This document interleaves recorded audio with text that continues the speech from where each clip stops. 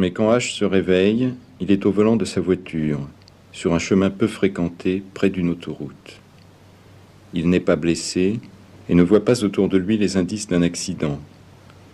Il essaye de mettre en marche la voiture, mais n'y parvient pas. Il abandonne donc son véhicule et marche dans la campagne pendant des kilomètres.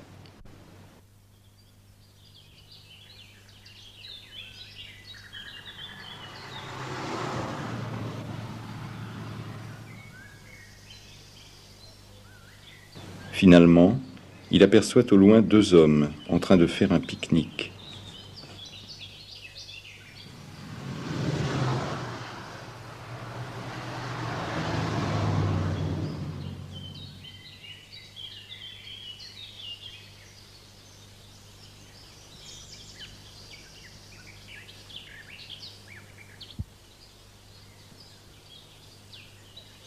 La voiture est en panne. Vous pourriez peut-être m'aider? J'ai absolument besoin de téléphoner. Je suis très en retard. Quel ennui.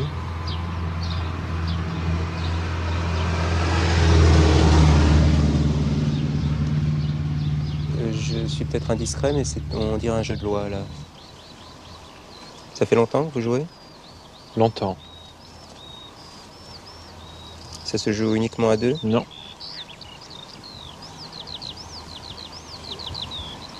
Vous ne jetez pas les dés? Pas cela. Quand j'étais petit, je jouais souvent aux jeux de loi. D'ailleurs, je viens d'en offrir un à mes enfants. Ça, il faut pas faire ça. C'est pas un jeu qu'il faut laisser à la portée des enfants. Et voilà. 8 par 5 et 3.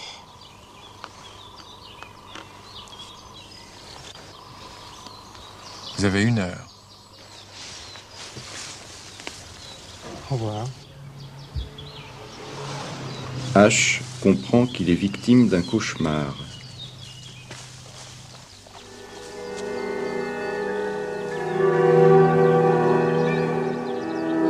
C'est pas mal.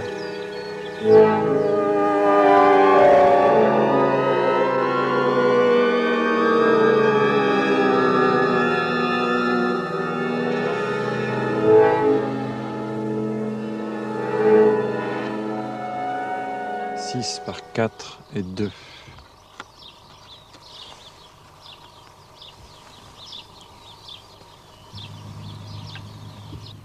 Je ne peux pas attendre. J'ai rendez-vous dans une demi-heure. Alors, faites vite. H comprend qu'il est victime de la pire espèce de cauchemar, le cauchemar didactique. Il s'agit d'un jeu de loi ordinaire dont les cases représentent une certaine portion du territoire. Le joueur doit se déplacer lui-même et se rendre par des moyens convenables au lieu assigné par le sort. Quelques heures plus tard, H se promène dans Paris. Soudain, une voix l'appelle. Vous venez?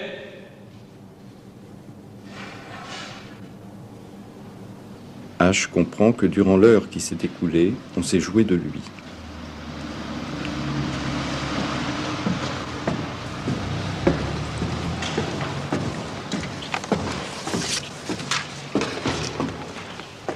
Vous êtes en retard. Vous savez pas très bien ce que vous risquez. Vous étiez là et vous devriez être en route pour cette case-là. C'est ici que j'aimerais être. Home. Je dois d'abord passer chez moi. Il y a quelqu'un qui m'attend. Je suis en mesure de vous dire que quelqu'un vous attend à cette case-là. Et que c'est autre chose qu'un rendez-vous. J'y serai jamais. Il n'y a pas de honte à courir un peu?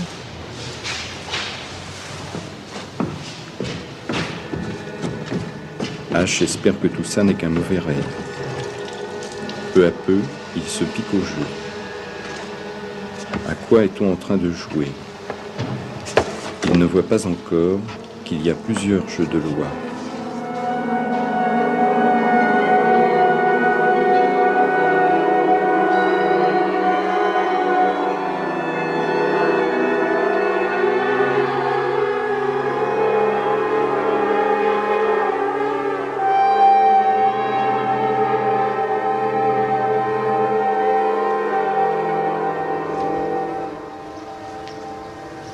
Une demi-heure après, Ash rencontre l'autre joueur. Vous avez un système? Je tourne toujours à droite. Systématiquement. Pas tout à fait. Mais finalement, oui. Vous êtes sûr que la droite et la gauche ont un sens ici? Et si la sortie du labyrinthe était ailleurs qu'à droite? Je suis pressé. J'ai rendez-vous dans une demi-heure. Alors un conseil, ne prenez jamais 2 fois dans le même sens la même rue. Et faites comme Ariane si elle était folle. C'est-à-dire? À chaque fois que vous voyez une nouvelle rue, vous la prenez. Et vous ne revenez sur vos pas que si vous ne pouvez pas faire autrement. Qu'est-ce que vous allez faire? Comme Ariane si elle était sage.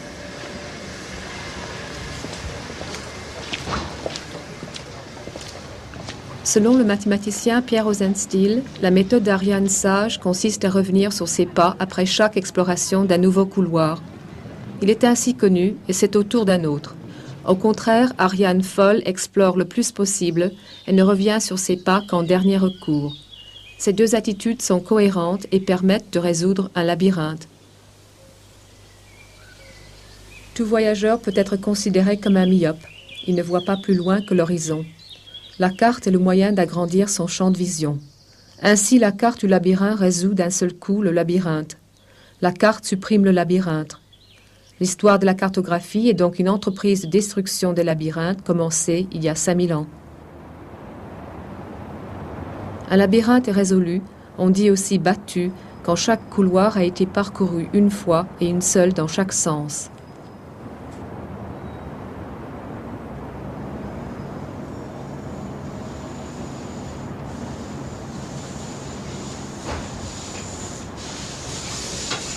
Où allez-vous?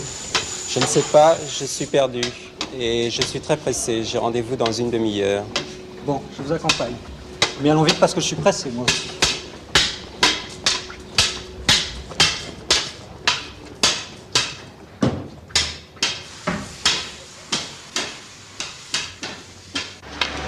Nous sommes à pas loin. Ce qu'il y a de bien... Laissez-moi, je peux descendre tout de suite. Ce qu'il y a de bien dans ce quartier, c'est la carte sonore qu'on y a mis. On n'est pas loin de chez vous, écoutez. C'est du Beethoven. Moi, j'habite du côté de Berlioz. C'est moins drôle.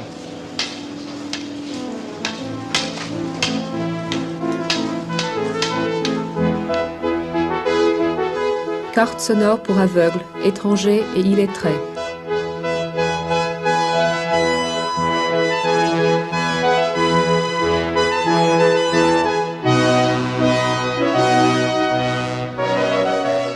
Chaque zone est caractérisée par une phrase musicale.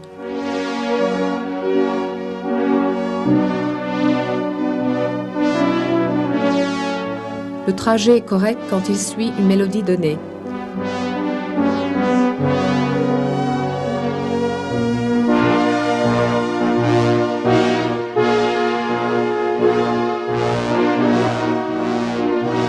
Tout changement de parcours implique un changement de mélodie.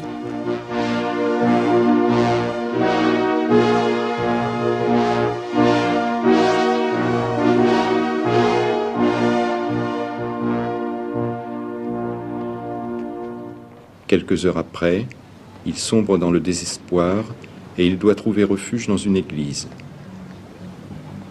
Il sent alors qu'une voix l'appelle d'en haut. Venez, on voit mieux ici.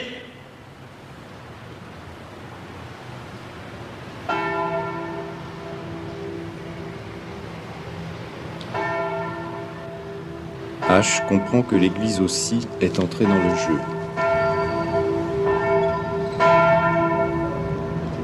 Oui, venez, c'est d'ici qu'on voit mieux.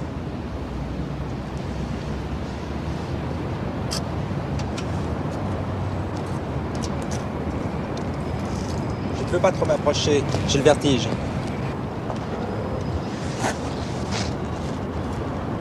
Vous êtes sûr, c'est le vertige? Qu'est-ce que vous voulez dire? C'est peut-être quelque chose d'autre, c'est du moins ce que j'espérais. Ça fait 2 heures que j'attends. Qu'est-ce que vous attendez? Vous, en principe. Pourquoi faire? Regardez, c'est notre jeu. Mais Vous avez changé de jeu. Un nom d'échelle. Maintenant, nous ne sommes plus dans le quartier, nous sommes dans Paris. Il faut que je retourne dans le quartier. J'ai rendez-vous. Vous n'avez rien compris. Vous aussi, vous avez changé d'échelle. Maintenant, nous sommes sur Paris, vous ne pouvez plus retourner sur le quartier.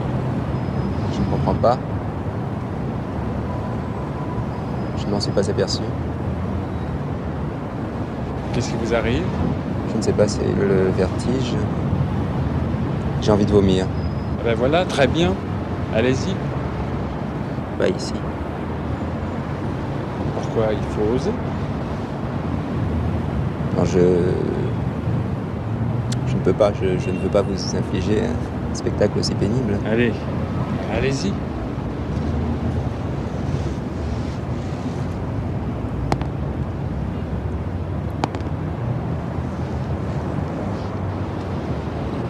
Je suis un peu déçu. Ce n'est pas ce que vous attendiez? C'est votre jeu, pas le mien. À quoi voyez-vous ça? Par la couleur. Vous devez aller là. Vous êtes sûr de ne pas avoir encore envie de vomir un petit peu pour moi? Pas vraiment, mais j'ai un peu mal aux oreilles. Ah bah je vois. Ne vous inquiétez pas, ça fait un peu mal au début, mais après c'est très très bien. 6 et le 3. 6 et 3. Je dois aller là. Allez vite.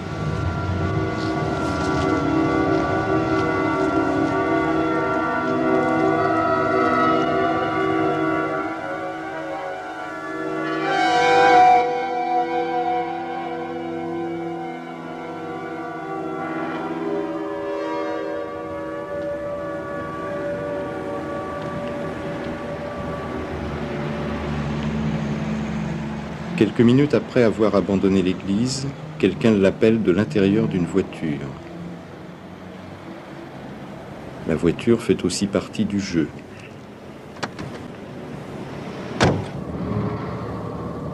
À la case 12, s'il vous plaît. Je crois que c'est en le 18e.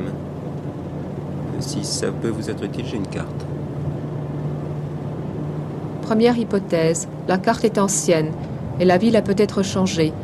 La carte est en retard sur le territoire. Elle est en partie inadéquate. Deuxième hypothèse, la carte est prospective. Elle sert de modèle à l'aménagement. Elle est en avance sur le territoire. La ville ne ressemble pas encore à la carte. Troisième hypothèse, la ville détruite par un cataclysme a été reconstruite d'après plusieurs cartes. Celle-ci présente les caractères décrits dans les deux premières hypothèses. Les inadéquations s'additionnent. Il faut donc envisager la construction d'une carte parfaite. Première proposition. La carte parfaite serait à l'échelle 1. Elle serait aussi grande que le territoire. On peut voir dans les panneaux indicateurs et les plaques de rue une timide tentative de créer cette carte parfaite. Elle permettrait de se passer de cartes. Deuxième proposition. La carte parfaite serait l'ensemble des trajets possibles mémorisés sur un vidéodisque qui les restituerait à volonté sous forme visuelle. Cette carte parfaite rendrait d'inestimables services à l'armée, aux agences de tourisme et à toutes sortes de voyageurs.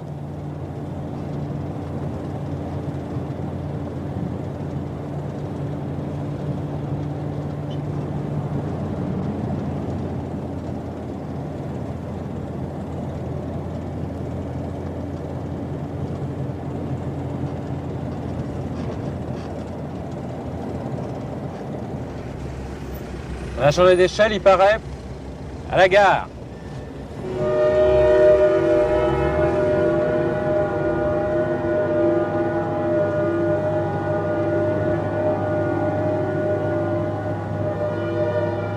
Alea Jacta Est.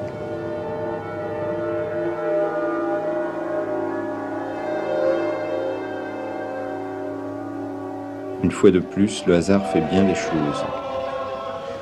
Maintenant, on joue à l'échelle de la France. Toute la France n'est qu'un terrain de jeu.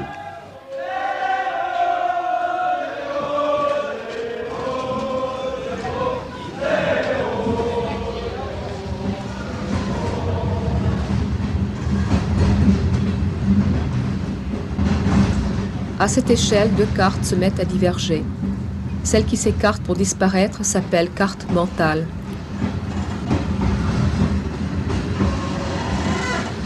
C'est l'image d'un territoire connu. Elle est faite des habitudes, des souvenirs, des sentiments.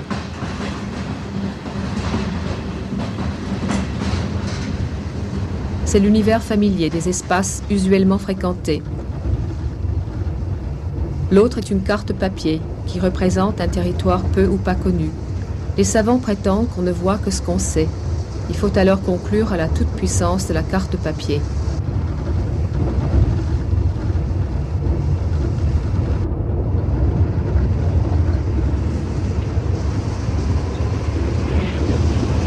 Tiens, je me demandais quand j'allais vous retrouver. Vous en êtes bien sorti. Je n'y attendais pas. Vraiment? Vous dites ça pour me faire plaisir. Ça va peut-être pas durer. Comment se fait-il qu'on se retrouve partout? Faut suivre les règles. Les règles. J'aimerais les connaître, les règles. C'est très bien. C'est très très bien. Beaucoup ne s'y intéressent pas aux règles. Ils ne savent même pas qu'ils jouent. Les joueurs sont si nombreux? Très nombreux. Tout le train. Tout le train? Tous.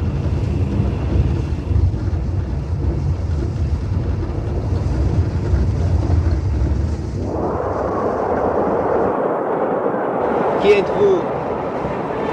Celui qui répond aux questions. Quel genre de questions? Ça, c'est à vous de les trouver. Pourquoi?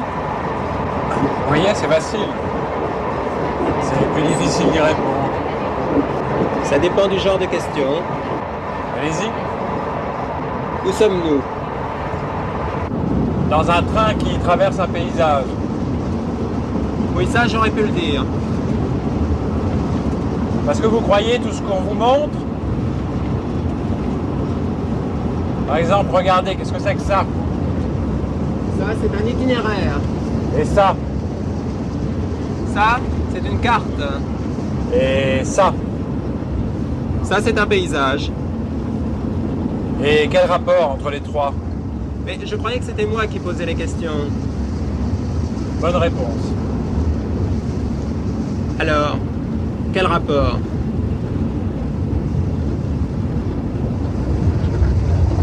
Le bruit des bogies du train l'endort. H se dit qu'après tout, puisque le rêve s'éternise, il vaut mieux faire une petite sieste afin de l'abréger.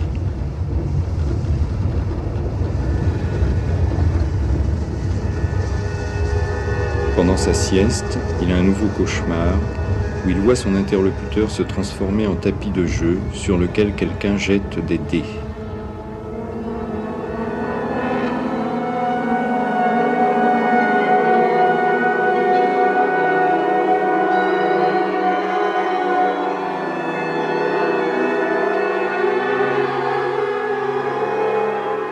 H comprend que le jeu lui ordonne de descendre du train.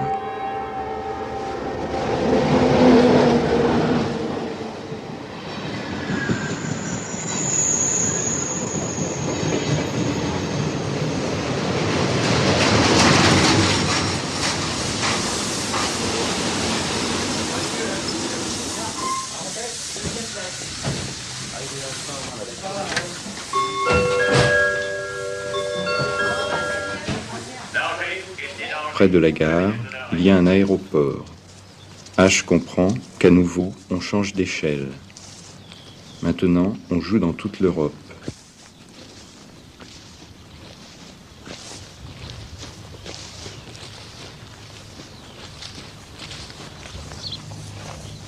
On se retrouve. Encore vous. Et ça s'est passé comment alors? Ah, cette fois, ça a été beaucoup plus dur. J'ai perdu des heures, des heures. J'avais pourtant avancé de 4 cases et je suis tombé sur un type qui m'a tenu la jambe pendant un temps J'espérais infini. qu'on rattrape maintenant. J'avais pourtant 4 cases d'avance, enfin au moins 4 cases. Et j'ai perdu, alors j'ai jamais perdu autant de temps. préférez les jeux au rendez-vous, non? Le rendez-vous, ça fait longtemps que je l'ai raté, très longtemps. Vous savez ce que vous risquez? D'arriver peut-être, pourquoi pas? Donc vous savez pas ce que vous risquez. Ah, ce sont toujours les mêmes qui font des menaces. Le choix se resserre. Regardez en bas. Le territoire disparaît, il se met à ressembler à une carte. Il va falloir choisir entre la carte et le territoire, entre la théorie et les rendez-vous. Je n'arrête pas de courir et vous me parlez de théorie.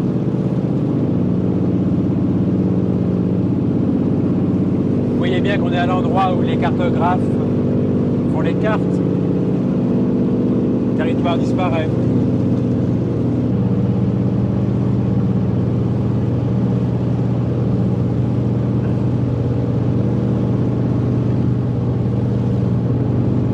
Vous avez peur en avion? Non, jamais, sauf quand il atterrit. D'habitude, la théorie, ça fait toujours très peur. Maintenant, À la case 18, c'est les Montfaucilles. qu'est-ce que c'est que ça, les Montfaucilles? C'est une chaîne de montagne qui était montée sur la carte par des cartographes qui vont joindre deux chaînes entre elles. Mais ce sont des montagnes qui n'existent pas.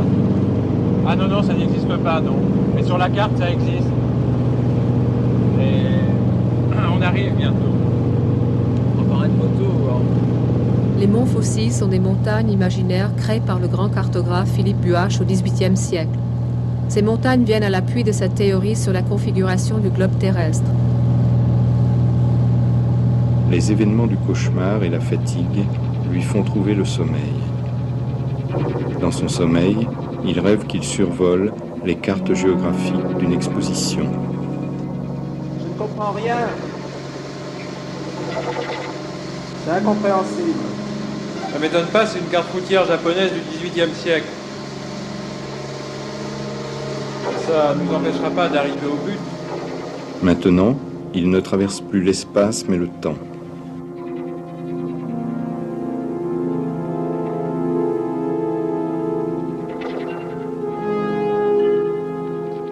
Toutes les époques se confondent.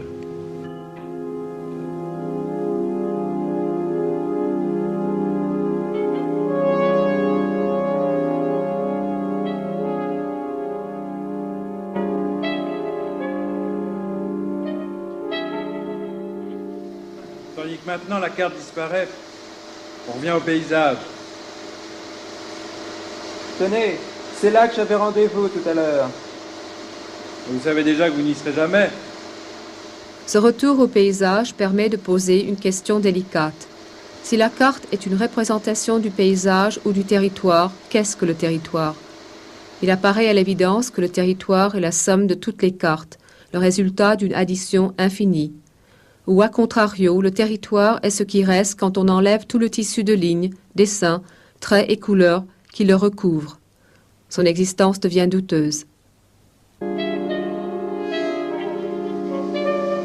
J'ai un peu peur. Nous survolons un labyrinthe. Il n'y a pas de quoi avoir peur, nous sommes en avion.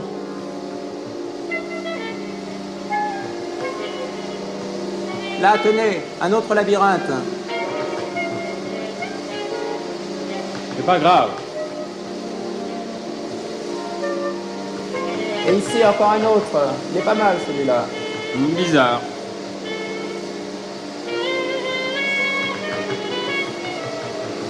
Et là, encore un autre labyrinthe. Ah, j'y suis. Nous sommes au centre du dé. On appelle ça l'œil du dé. Ça bouge, pourtant. Je crois qu'on va bientôt sortir et on connaîtra le dernier tirage.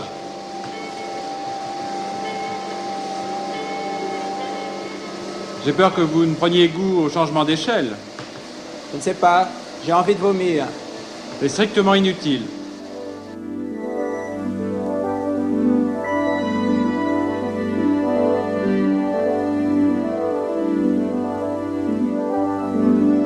Une carte peut être dite erronée quand on ne retrouve pas dans le territoire ce qui figure sur la carte. Les cartes erronées sont des auxiliaires précieux. Elles permettent de découvrir ce qu'on ne s'attend pas à trouver, de tromper l'ennemi, d'éblouir les amis, de prendre ses désirs pour des réalités. Elles permettent également de toujours refaire de nouvelles cartes. On est en train de sortir du dé, là. Ça me fout les jetons. Mais non. Un nouveau coup de dé le fait changer d'échelle.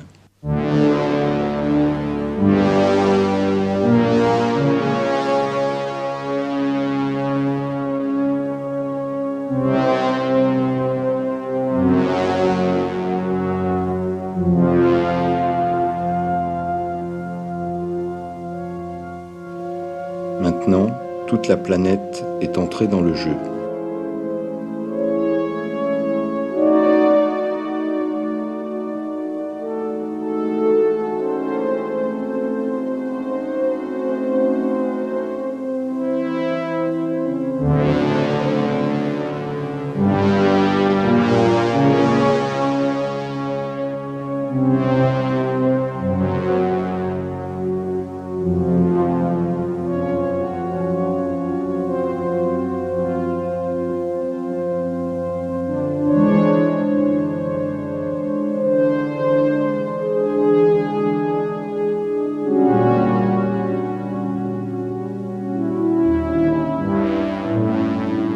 La raréfaction de l'air à haute altitude lui fait perdre connaissance.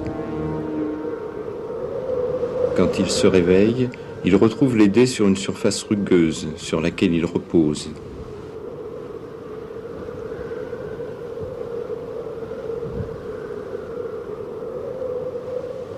Il ne peut pas résister à la tentation de jeter lui-même les dés.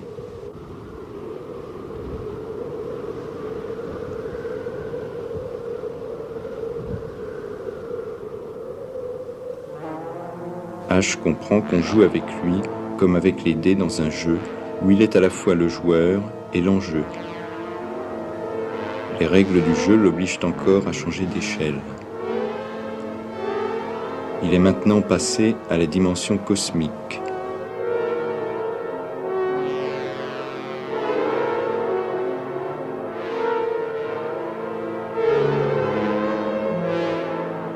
Encore vous? Vous n'allez pas me reprocher d'être beau joueur. À ce niveau, vous n'aurez plus besoin de jouer. Mais j'ai un rendez-vous. Vous y êtes. Nous tournons avec le soleil. Il n'y a plus de jour, ni de nuit. Il n'y a plus de temps. Nous vivons désormais dans la pure instantanéité. Vous voulez dire que nous sommes morts? Non.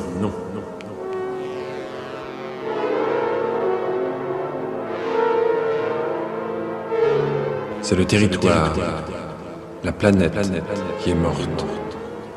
S'il n'y a plus de temps, il n'y a plus d'espace. Juste cette image. Tout est devenu carte pour nous. C'est absolument tragique.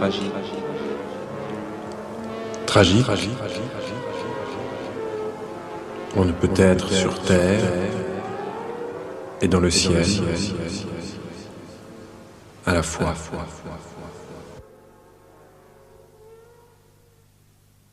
Regardez, c'est la terre.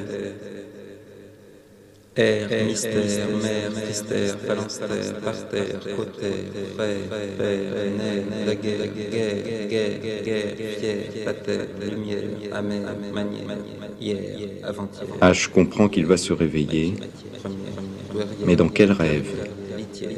Carrière, nucléaire, barrière, verrière, civière.